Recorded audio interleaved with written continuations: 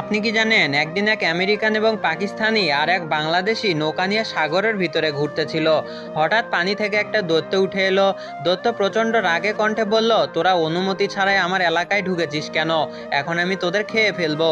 ওরা তো হাউ মাউ করে কাঁদতে লাগলো। ওদের কান্নায় দৈত্যের মন কিছুটা নরম হলো। দৈত্য বলল, ঠিক আছে, তোদের আমি একটা চান্স দিচ্ছি। তোরা কোনো কিছু সাগরে পানিতে ফেলে দিবি। যদি আমি সেটা তুলে আনতে পারি তাহলে তোদের খেয়ে ফেলবো, আর যদি না তুলে আনতে পারিস তাহলে ছেড়ে দিব। আমেরিকান লোকটি বন্দুকের একটা বুলেট পানিতে ফেলে দিল। দৈত্য সাথে সাথে সাগরের পানিতে ডুব দিয়ে সেটা তুলে আনলো, আর আমেরিকান লোকটিকে দৈত্যটা খেয়ে ফেললো।